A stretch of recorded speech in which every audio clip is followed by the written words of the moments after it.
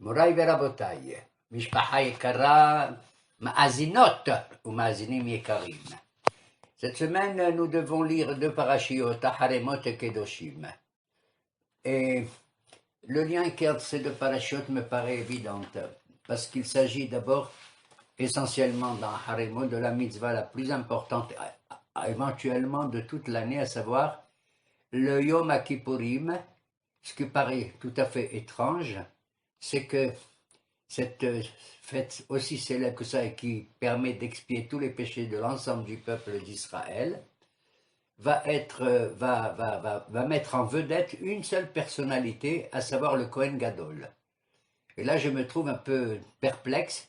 Comment peut-on, à l'époque où le temple existait, assister à une fête à laquelle on ne voyait absolument rien du tout, étant donné que le Kohen Gadol était tout seul à assurer les fonctions qu'on lui a recommandées, n'est-ce pas, dans cette paracha, et naturellement, il fait toutes les korbanot, il fait l'encens, il allume tout seul la menorah, et un certain nombre de choses. Il entre surtout à l'intérieur du Kodesh HaKodashim. Je vous avoue ma perplexité. C'est vrai qu'à la fin, probablement, il finit une prière rapide parce que les gens ont peur pourvu qu'ils ne meurent pas à l'intérieur du Kodesh HaKodashim, puisque c'est à Haremot, Barmenan, les deux enfants de qui? De Aaron, Nadav et Avihu, qui sont trop rapprochés de la sainteté de la Kedusha. Et dès que le Kohen Gadol y sort, waouh, c'est extraordinaire, il est vivant tout. Cela me permet de dire que la Kedusha, puisqu'il va rentrer au Kodesh HaKodashim, il y a le hall, il y a le Kodesh, c'est le Hechal, où il y a le Shulchan avec le pain, la menorah et l'encens. Et il y a le Kodesh HaKodashim, c'est-à-dire la notion de Kedusha, c'est une question d'étape. Elle n'est pas déterminée immédiatement. De là, j'apprends que la Kedusha a différentes étapes, et ainsi je peux, et d'une part, et d'autre part, que c'est quelque part, lorsque tu arrives au summum de tous les degrés à la rencontre de la Kadosh Baruch Hu, pour ainsi dire, ça s'appelle une frontière. Voilà ce que j'appelle moi la Kedusha. Le Ramchal, Rabbi Moshe Chaim Luzzatto, qui a écrit le Mesilat Yesharim, en utilisant le Mahamar, la parole de Rabbi Pinchas ben Yair, dit un juif d'abord il doit faire Zehirut, c'est-à-dire prudence, faire attention au mal qui est autour de lui. Après Zrizut, il faut qu'il fasse du zèle. Et après Nekiyut, propreté. Et après Prishut. Et après. Et il arrive au terme pratiquement de son œuvre en disant qu'on arrive vers la fin pratiquement à la Kedusha. Donc, j'apprends par là, d'ailleurs un verset magnifique que je trouve très beau, comment il s'appelle? J'ai oublié son nom. Ah oui, c'est David Amelech, Alaouh Shalom, qui dit, tu sais, il est dans tout, je l'adore ce David Amelech, maman, je l'adore. Il dit un pasouk, je trouve ça merveilleux. Il dit, Hadashim la Bekarim, Rabba emunatecha. Qu'est-ce que ça veut dire Hadashim la Bekarim? Chaque matin, tu dois considérer comme si c'était un jour nouveau, Hadashim. Et Hachamim, ils disent, qu'est-ce que ça veut dire un jour nouveau? Mais c'est moi. Moi, qu'est-ce que je suis? Je suis Bassar Wadam, je suis le même, non? Hier, et demain, après-demain et tout. Je suis Bassar. Bassar, c'est Bet Sin Resh. Chez nous, les Constantinois, on dit Blitzama Torkik. Chez nous, d'accord? J'ai toujours été comme ça. Et alors, il te dit, non, Hadashim, la Bekarim, Zebriya Hadasha. Incroyable et vrai, c'est comme s'il y a une nouvelle création de toi-même, de ta personnalité. Tu n'es pas le même que hier. Tu as augmenté quelque part. Moi, je rencontre un juif, le pauvre, comme ils disent ici, j'aime pas ce mot, Hiloni. Un juif qui ne fait pas tellement les mitzvot et tout, mais il appartient au peuple du Baruch Hashem, d'accord? Et il s'intéresse à la religion. Tiens, il a entendu un jour quelqu'un. Qu'est-ce que tu vas lui dire maintenant s'il veut grimper dans la religion, d'accord? Se parfaire quelque part. Tu vas dire, écoute-moi, moi je ne suis pas parfait, toi non plus, tu n'es pas parfait. Tu veux connaître la religion, tu sais par quoi tu commences? Il me dit, par quoi? Je lui donne une mitzvah la plus simple au monde, qui a un rapport avec Hadashim la Bekarim, où tu rencontres ta nouveauté dans le monde, d'accord? C'est quoi? Dès que tu te réveilles le matin, Hadashim la Bekarim, le matin, je te demande de faire une petite mitzvah extraordinaire, elle va te plaire. Dès que tu te lèves du lit, tu fais 4 pas et tu arrives devant ton kior, tu fais la netilat yadayim. tu te laves les mains. Ah bon, c'est tout? Oui. C'est comme ça quand je lui filais. Dès qu'il ouvre les yeux, il fait Netilat Yadayim, d'accord? Et il dit, Modé ani lefanecha melech, je te remercie, mon Dieu, Rabba emunatecha. C'est incroyable. La émouna que tu as en moi, elle est formidable. La purification des mains qu'on fait le matin, d'une certaine manière, j'entre pas dans les détails halachiques, bien sûr, hein, parce qu'il faut se rincer avec un keli à droite, à gauche, à droite, à gauche, à droite, à gauche, 6 fois, hein, 3 fois 2, ok? Ressemble à qui? Devine? Au Kohen Gadol. Extraordinaire, je t'adore ma fille. Pourquoi? Parce que le Kohen Gadol, avant de rentrer dans le Beth Amikdash, faire quoi que ce soit, Il se lave les mains. il se lave les mains Et et les pieds. lui et les pieds. Mhm. Moi, je te demande pas de laver tes pieds, ça va. Ils sont dans tes chaussures, ils sont dans tout ça. Ok.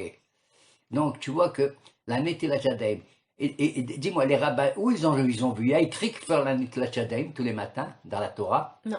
Il n'y a pas écrit. Tu sais où est-ce qu'il la fonde? Dans quel pasouk? Il la fonde dans le pasouk à la fin, je crois, de Kedoshim ou de Haremot, où il est dit Veit Kaddishtem, Vehitem Kedoshim Ani Hashem.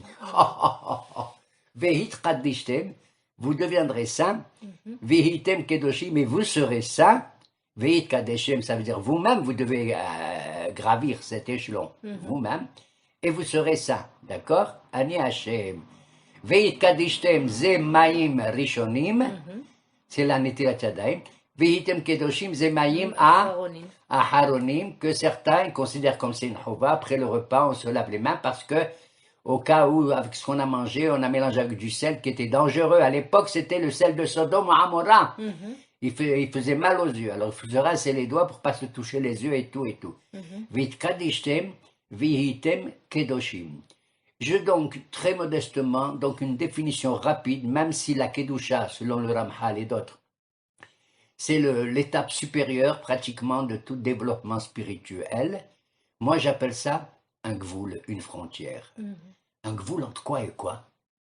C'est une frontière entre moi, l'être humain, et toi, être humain, et Akadosh Baruch Hu. Entre le fini et l'infini. Il faut savoir, entre le fini et il y a Femeod.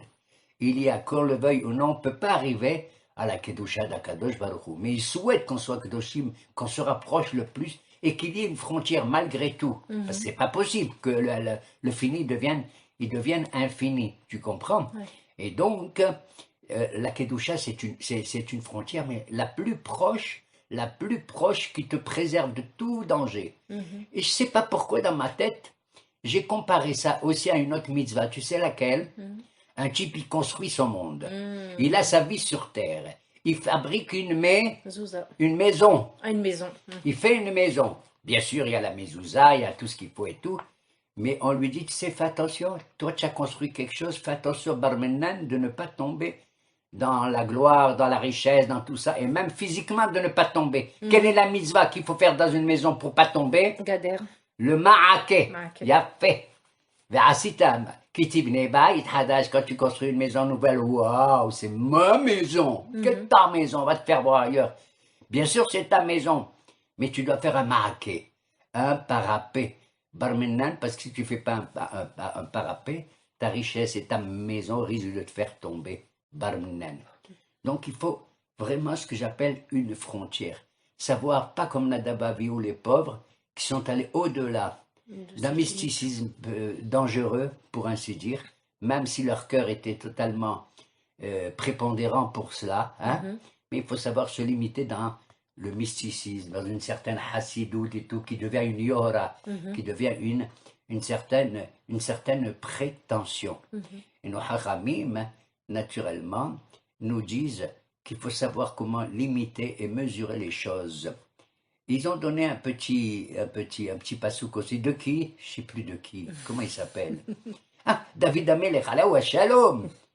Il a dit comme ça. Even ma'asu abonim, aïta le roshpina. Une pierre que les constructeurs disent, je veux me foutre de cette pierre, elle ne me sert à rien du tout, je ne peux pas construire avec. Il lui a dit, Yerod Balek, fais attention à toi.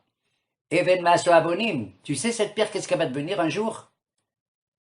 Elle devient la pierre angulaire et de fondement de ta maison. Tu te rends compte?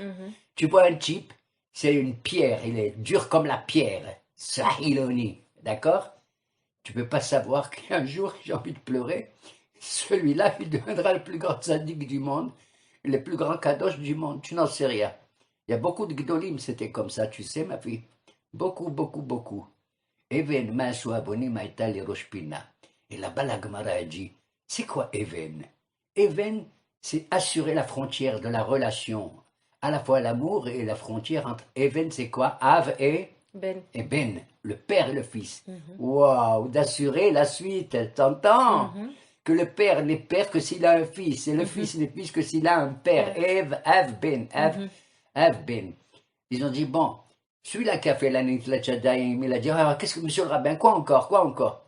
Tu lui dis, écoute, ou tu sais l'hébreu, ou tu sais pas, en français ou en anglais, peu importe, tu vas lire 3 Gemarot, 3 Mishnayot. Que lesquels? Mais il y en a plein, il y a 60 Mishnayot, on fait le sioum, il y en a qui mangent, il y en a que... Je te dis 3, ils ont dit les rabbins, commence par 3. C'est quoi les 3? Mais je viens de te le dire, Even, c'est la pierre. C'est quoi Even? Comment on écrit Even? Aleph, Bet, Nun. Aleph, Bet et Nun. Alors tu vas étudier d'abord, et Aleph c'est Avot, Pirkei Avot. Papa. C'est joli, hein? Nachon. Moshe קיבל תורה מסיני, חלוה comme tout. והעולם עומד על העבודה, גבותה זה לבנה. Bon, ça c'est Avot. Étudie d'abord Avot. Après, Bet c'est quoi? Berachot. Waouh, Berachot. Tu vas étudier la Gemara qui parle des bénédictions vis-à-vis du bon Dieu. Et Nun, Nezikim. Nezikim. Tu étudies les traités talmudiques qui parlent des dangers, pas des dangers, des problèmes que tu causes au voisinage. Les dangers, les dommages. Les dommages. C'est Baba Kameh, Baba Msia, Baba Batra, etc. D'accord? Pourquoi ils ont donné ces 3? Ils ont donné ces 3 parce que, comme on l'a toujours dit, il y a une triple dimension, une tridimension dans la foi de l'être humain. La première dimension, c'est Avot, c'est quoi? C'est la morale, c'est Even, c'est les midot, les vertus. C'est les vertus, c'est-à-dire c'est les commandements que j'ai vis-à-vis de moi-même. D'abord, avant de traiter l'autre, de voir l'autre, je vois moi-même, d'accord? Ne juge pas le prochain avant que tu sois à sa place, tu sais pas.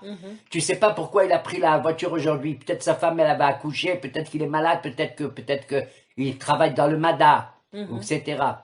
Avot, c'est ça. C'est la mesure, c'est Ben Adam, les Atzmo. Ça, c'est Aleph de Ebel. Bet, c'est quoi? On a dit Berachot. Waouh! C'est qui on fait les Berachot? Hachem. Akadosh Baruch Hu. D'accord? Baruch Ata Hashem Elokeinu melech haolam asher qaddeshanu. T'as vu, il nous a sanctifiés. Bemitzvotav et tout. Alors, c'est quoi? C'est Ben Adam, La Makom. la Makom. Nun de Even, c'est Nezikim, c'est les dommages qu'on crée vis-à-vis du prochain. C'est Ben Adam. La Chavero. C'est Ben Adam la Havero. Ben Adam la Havero. Voilà ce que nos Hachamim ils nous enseignent, comment on doit négliger aucune pierre, aucun individu. La frontière dont j'ai parlé tout à l'heure de la Kedusha, tu sais ce que c'est cette frontière? On a dit c'est le Ma'ak et c'est tout ça et tout.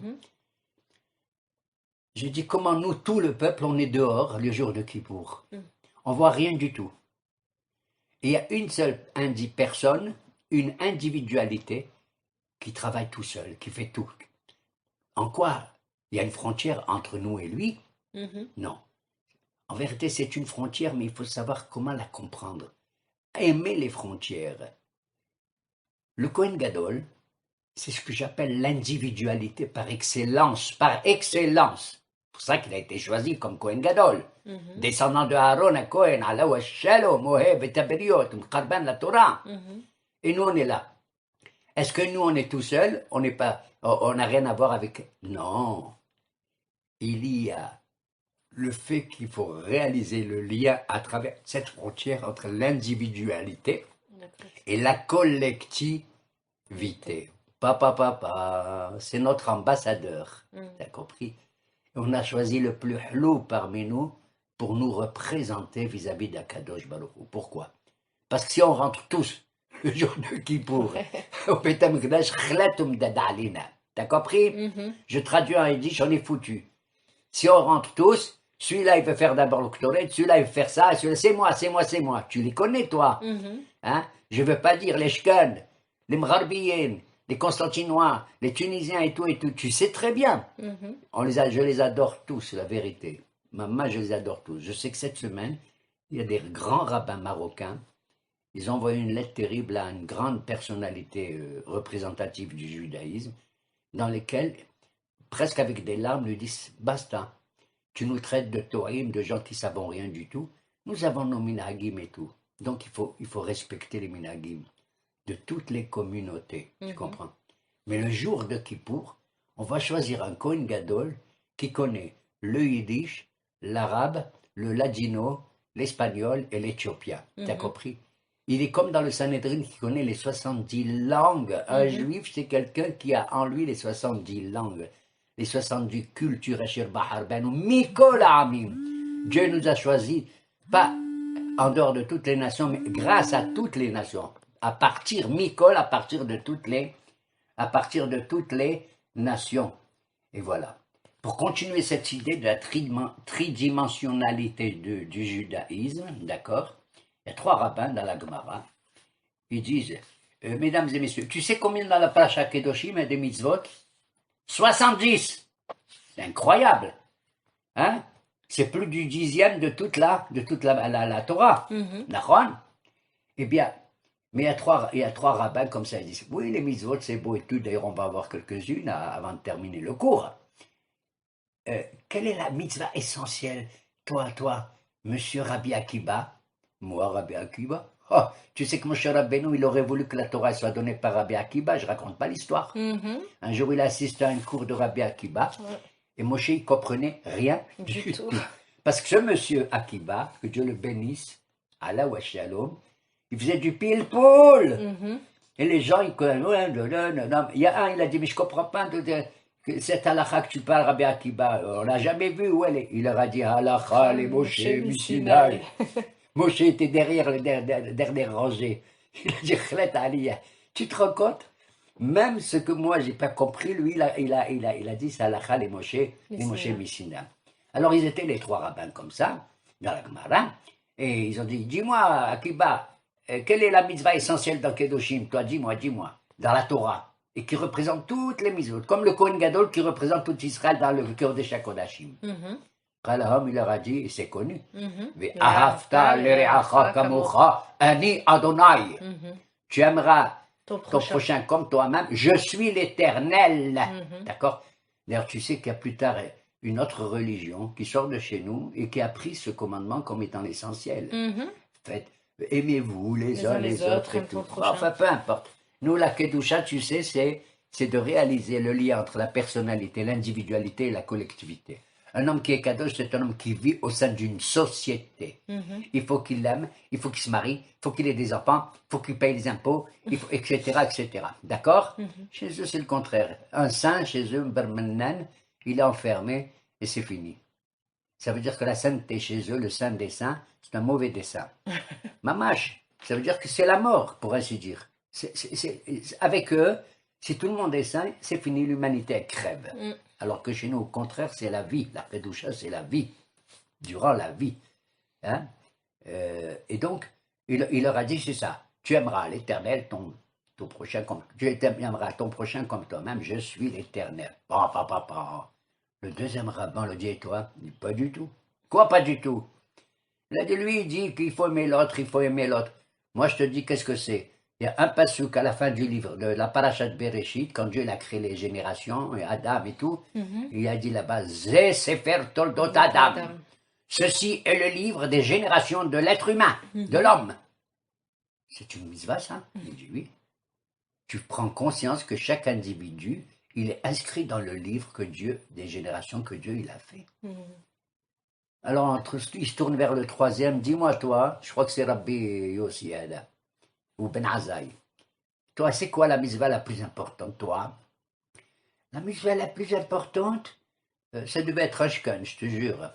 La mitzvah la plus importante, c'est quand on fait les corbanotes, on doit faire 2 corbanotes quotidiens, un le matin, et ta korbana ta'ase baboker, et ta korbana sheni ta'ase ben arbaïn. Un le matin et un l'après-midi. Voilà. Et les 2 autres, ils le regardaient, disaient, mais à bol celui-là ou quoi? Qu'est-ce que c'est ça? Qu'est-ce que ça veut dire? Maintenant, moi, je dis les trois, ils ont raison. Parce que Hachamim l'a dit, lequel des trois, il a raison? Ils disent non, les trois, ils ont raison. Mais les trois, ils savent que leurs copains, ils ont dit des choses vraies aussi, mais ils ont mis l'accent sur un détail, c'est tout. Le culminant selon lui. Pour Rabbi Akiva, le culminant, c'est l'amour du prochain. Ben Adam, Chavero. Pour le deuxième, Hada Ben Azai, le plus important, c'est quoi? C'est Ben Adam, les Atzmo. C'est Sefer Toldot Adam. Je fais partie de l'humanité. Je suis inscrit dans le livre de l'humanité. Ben Adam, les Atzmo. Et le troisième, je dis pas du tout. Le plus important, c'est Ben Adam la Makom. C'est quand j'offre le korban au bon Dieu, le matin et le soir. Kadosh, ça veut dire chakoud, chaked. Comment on dit chaked? Permanence. Celui qui étudie la Torah tous les jours et qui est fidèle à toi tous les jours et tout et tout et tout. D'accord? Et qui considère chaque jour comme étant nouveau dans sa création. Un personnage nouveau. Alors là-bas, ils disent, bon, qu'est-ce qu'on fait? Comme celui-là ou celui-là? Ils disent, on doit faire comme les trois. Et accorder la préférence à aucun d'entre eux. Il y a des moments, c'est je m'aime moi-même, et il y a des moments où j'aime l'autre, et il y a des moments. Ça ressemble, pour ainsi dire, tu sais quoi, ma fille? À trois, combien on est patriarches?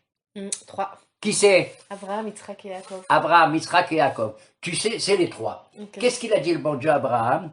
Allez, baba, tiens, goy, tu viens de Haram, ton père c'est Terah, qui faisait les psalim et tout. Est-ce qu'il lui a dit la première mitzvah? Lech lecha. Allez, lève tes pieds et va, avance, marche, marche, marche, marche. Il marche, jusqu'à ce qu'il va arriver où il va arriver. Il faut se décider, l'initiative, la zehirut, la zrizut. Le deuxième, qu'est-ce qu'il lui a dit? Eh, ton père, il est arrivé, c'est lui qui a été à Ritzkenan. Il lui a dit quoi à toi, Yitzhak? Il lui a dit, Lecha zaracha etenita aretz hazot. À toi et à ta descendance, je donnerai ce pays Kadosh, Eretz HaKodesh, hein? Makom Kadosh, tu enlèves tes chaussures quand tu rentres là-dedans. Donc c'est, je suis arrivé, ça y est. Il lui a dit non. Le troisième patriarche, comment il s'appelle? Yaakov. Et qu'est-ce qu'il a dit à Yaakov? Il a fait le rêve de l'échelle. Il faut monter lentement, lentement, lentement, peu importe où tu te trouves et tu arrives déjà à un degré. Même si tu n'es pas à la Kedusha sublime, tu es vers le chemin de la Kedusha. Et il a dit à Yaakov, Ufarasta yamma wa qidma vitzafona wa negba. Tu dois transmettre ta spiritualité, ton Ruach HaKodesh et toute la mitzvah de la Torah au nord, au sud, à l'est et à l'ouest. C'est qui le nord, le sud, l'est et l'ouest? C'est le Homotarolam. C'est les nations du monde. Tu as compris? C'est les nations du monde. Alors, Moraï Verabotai, c'est extraordinaire ce paracha, c'est le cœur de toute la Torah.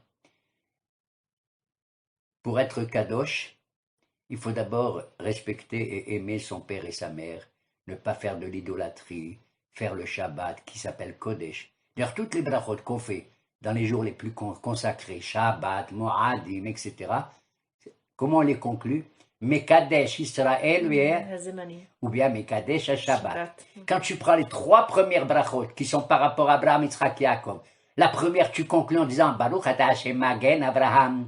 La deuxième Baruch ata Hashem Mehayeha Metim. Et la troisième Baruch ata Hashem Mehael Kadosh. Kadosh. Tu as vu Kadosh, il est là. Au bout des trois. Mamash au bout des trois. Et après, je te dis, à 70 mitzvot, il y en a une à un certain moment qui commence par Bekut Selechem et Ketzir Artechem, d'accord? Quand toi, juif, tu as un terrain, ne te prends pas pour le patron de ton terrain. C'est à toi, c'est vrai. Tu as travaillé, tu as mérité et tout. Devine ce qu'il faut que tu fasses, juif. C'est pour ça que les gommes, ils deviennent dingues. C'est pour ça que c'est pas facile pour eux de faire la Torah, parce qu'elle exige de beaucoup d'efforts et beaucoup de fric et beaucoup de... Hein? Tu dois laisser un coin de ton champ qui s'appelle PA, les Haniv et la guerre ta'azovotam, pour le pauvre. Et l'étranger, tu les laisses. Ils sont là, les pauvres et tout. L'étranger n'a pas d'héritage ici, tout ça. Et fais attention, tu mets ton coin. Tu le mets au coin de ton champ pour qu'on le voie, et pas au milieu, etc.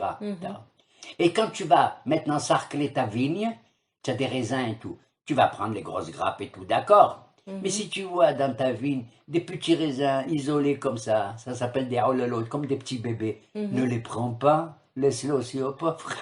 Ça va devenir dingue. Maintenant, tu rentres dans ta vigne.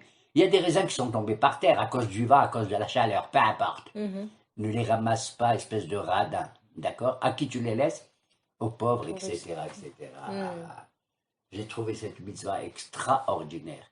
Kili kola art, car la terre appartient à moi, et je te l'ai donnée. Voilà pourquoi l'année prochaine, on va voir l'année de la Shemitah, qui permet de dire que la terre appartient à Kadosh Baruch Hu. Ça me rappelle une histoire vraie, je te jure. Qui c'est qui est Kadosh? Cette semaine, j'ai entendu une histoire extraordinaire. C'est un juif, je crois qu'il est de Chabad, Lubavitch, ici en Israël. Il manquait de ceci, et des voisins qui sont nitzolé à Shoah, des vieux comme ça, extraordinaire. Il n'avait pas de divan, ce petit Lubavitch. Ils lui ont offert un divan, un sapa. Bon, il est le divan. Ce couple de jeunes juifs, Lubavitch, ils avaient une petite fille. Elle avait un hagil, tu sais, comme toutes les petites filles. Comment on appelle ça? Une boucle d'oreille. Et elle a fait tomber sa boucle d'oreille dans la sapa. La petite fille cherche, elle pleurait. Où est les mahagili? Où est les mahagil? Où est les mahagil? Le père et la mère, ils cherchent, ils cherchent.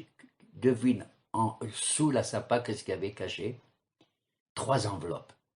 Dans les 3 enveloppes, il y avait de l'argent. Il y avait $100 000, plus je ne sais pas combien d'euros. Alors le Lubavitch, il a dit, ben, c'est pas possible. Haval, cette histoire ne m'est pas arrivée à moi. Mais lui, tu sais, il est plus sadique que moi. Qu'est-ce qu'il a fait? Mais à bol, ce juif, ce Lubavitch, il a dit, ces enveloppes et ces $100 000, ils ne sont pas à nous. Il a dit à sa femme. Ils sont à cette vieille dame, ce monsieur et tout. Il est allé leur rendre l'enveloppe. Il leur a rendu l'enveloppe, la vieille, elle était comme ça, elle se rappelle même pas, la pauvre. Qui, comment et quoi. Mais il savait que c'était à eux.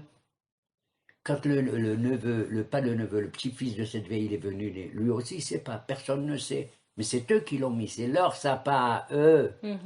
Il leur a rendu l'argent. Une histoire vraie que j'ai adorée. Mamache adorée, qu'elle est tombée sur cet homme, ce Lubavitch, et qu'elle n'est pas tombée sur moi. Parce que je ne sais pas. Moi, $100 000, bof, je les range, je m'en fous, c'est pas assez. Mais imagine-toi que le bon Dieu me fait un nisayon et il met $500 000. Qu'est-ce que j'aurais fait? Bon, tu comprends? Voilà. Alors voilà, c'est cette mitzvah de beaucoup de Tzelchem à Tzelchem. C'est pour te dire. Et il a dit, ce petit juif, ce petit Lubavitch, il a dit, comment il a dit la phrase de David aussi, j'ai oublié, que la Torah pour moi est plus importante, mais Alfe Zahab wa Chesed. Tovli Torah Picha, Tovli Torah Picha, mais Alfe Zahab. Tu te rends compte? La Torah de ta bouche, elle est plus importante qu'Alfe Zahab wa Chesed, que 1000 pièces d'argent et d'or. Mais Alfe Zahab wa Chesed. Et c'est comme ça. Quand on parle, on dit tout ça.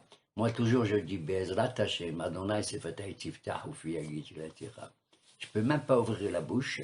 Je demande à Kadosh Baruch Hu de nous ouvrir la bouche. Rapidement, qu'est-ce qu'il y a encore après au Tzlechem? L'otalil pe'ulat zachir. Ne jugez pas avec moi. Mais il y a une mitzvah que je veux conclure avec elle. C'est l'otalin pe'ulat zachir. Tu ne dois pas faire passer la nuit au salaire que tu donnes à ton ouvrier. Beyomo titen secharo. Le jour où il a travaillé, tu lui as donné son salaire. De nos jours, on travaille mensuellement. On travaille un mois, on reçoit le salaire quand? À la fin du mois. C'est normal, ça fait partie des lois. Mais à l'époque, ou même maintenant, tu vas inviter un type à réparer ton robinet ou bien ton hashmal. Il va finir, il travaille quelques heures. Ça y est, au revoir madame, j'ai tout fini. Ça va, tout va bien. Waouh, il a réglé tous les problèmes. Tu dois le payer. La Torah dit, tu n'as pas le droit de dire, j'ai pas l'argent pour te payer maintenant. Chlet. Il faut que dès que tu convoques quelqu'un, tu aies de quoi le payer. Et si tu fais passer la nuit à ce type, tu reviens demain, chlet omdet, c'est pas beau. Beyomo titen secharo, le jour où il a travaillé, rachetez votre beyomo bet Titen, Tav, Tav. Secharosin, c'est Shabbat. C'est la Gdusha par excellence. T'as compris? Beyomo, Titen, Secharo. Je raconte rapidement une histoire, justement d'un rabbin marocain. Je ne me rappelle plus son nom, mais il est connu. Un beau jour, il a appelé comme ça un type pour réparer quelque chose dans sa maison. Et il devait le payer. C'est un tzaddik. Il voulait le payer. Il cherche dans son... Il n'avait pas d'argent, le mesquin. Il n'avait pas d'argent. Qu'est-ce qu'il fait? Il dit, mais il faut que je trouve de l'argent. Il est allé dehors, même pour faire de la, comment on appelle? L'aumône. De l'aumône. Tellement une alvaya ou un prêt. Pour payer ce type qui a travaillé chez lui. Pour lui, c'est kadosh, le pauvre homme. Brusquement, une averse terrible, terrible dehors. La pluie, il était avec sa canne comme ça. Il n'y avait personne dehors, rien. Comment il va faire? Il marche avec sa canne. Et brusquement, il sent par terre quelque chose de un peu, qui surplombe. Il regarde, relba, c'est pas vrai. Regarde, quand même Hachem, il fait des miracles au Marocain. Il a trouvé de l'argent, de la folie pure. Tu sais ce qu'il a trouvé? Bidiouk, l'argent qu'il fallait donner le salaire à cet homme. Moi, je suis devenu dingue et je crois cette histoire qu'elle est vraie. Contrairement à d'autres histoires fantastiques et fantasmagoriques comme ça. Et Bidiouk, il a trouvé ce qu'il fallait pour le parler. Et je conclus Moraï Verabotaï avec une autre histoire qui est dans la Gemara. À propos du salaire de quelqu'un. Il y a deux hommes. Il y en a un qui est l'ouvrier et qui travaille chez son patron. C'est une vraie histoire. Hein? Il travaille pendant, je ne sais pas, plusieurs semaines. Dans le champ, est-ce que je sais, en tant que berger ou en tant que ceci. Il a fini de travailler, il faut qu'il rentre chez lui. Rentrer chez lui, tu sais, c'était loin à l'époque. Oui. Et à pied, ou là, sur un âne, ou là, il a fini de travailler et il attend son salaire. Le patron lui dit, excuse-moi, j'ai pas d'argent. Qu'est-ce qu'il dit, l'ouvrier? Il dit, bon, d'accord.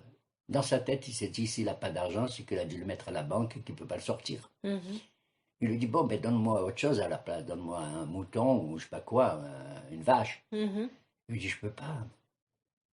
Et il voit qu'il y a les vaches dehors. Alors le type, il dit, peut-être qu'il les a consacrés comme sacrifice ou j'en sais rien. Il dit, Shotam, donne-moi, je sais pas moi, tel Kelly ou tel, je sais pas, ton vélo ou ta Mercedes. Il dit, je peux pas. Certainement, le type, il se dit certainement qu'il a proposé de la vendre aux voisins et tout et tout. Et le mesquin, il est parti sans recevoir son salaire. Il est rentré chez lui, et 2 jours avant Soukot, la fête de Soukot, il voit arriver son patron, avec plein de chameaux, et sur les chameaux, plein de victuailles et de choses merveilleuses, des vêtements, de la nourriture et des choses et tout. Il est venu payer son ouvrier. Et c'est ainsi qu'il lui a donné. Le patron, il lui dit, dis-moi, quand tu m'as demandé de l'argent, je t'ai dit que j'en ai pas. Qu'est-ce que tu as pensé? Il lui dit, j'ai pensé, Béhémet, que tu l'avais consacré. Et ça aussi. Il avait envie de pleurer, ce type. Tu entends cette histoire? Tu sais qui c'est les deux personnages, et je conclus par ça. Tu sais qui c'est? Le patron, il s'appelle Rabbi Eliezer, et l'ouvrier s'appelle Akiba, Rabbi Akiba, avant qu'il soit rabbi même. Et c'est pour ça qu'il a été choisi, parce que sa moralité était avant même d'être un religieux. Et voilà pourquoi il a mérité d'épouser cette femme qui s'appelle Rachel. Et ils ont dormi comme ça dans de la paille et tout. Et après, Baruch Hashem, Kadosh Baruch Hu l'a récompensé quelque part. Voilà où se trouve Moraï Verabotaï, la vraie Kedusha et Ratzon, que nous considérons les uns et les autres, Kedoshim, chacun à son degré et à sa manière d'être. Amen. D'où que l'on vienne. Amen, ve Amen. Comme a dit la Torah, Vedi Barta Bam, tu dois toujours être en accord avec la Torah Bam. Bam, tu peux considérer Bam comme Bar Mitzvah Rachetebot. Mais bientôt c'est Rabbi Meir Ba'alanes. Ce jeudi soir. Rabbi Meir Ba'alanes, c'est tout. Et tu sais comment il y a une certaine communauté, elle célèbre Rabbi Meir Ba'alanes Pas comme moi que j'étudie les Mishnayot ou Rabbi Meir Ba'alané, c'est sa vie et tout. Eux, ils aiment ça, bien sûr. Rabbi Meir Ba'alané. Je leur ai demandé un jour à un de cette communauté-là, dis-moi, Dibarta Bam, c'est quoi Bam? Comment tu célèbres cette journée? Il a dit, Bam, c'est bête même. J'ai dit alors? Il me dit, c'est Bqaïla et Mkhalta. Yératson commence tous la Bqaïla et la Mkhalta, ce jour de Rabbi Meir Ba'alané, et qui nous apporte le Mashiach. Amen. Amen. Yératson.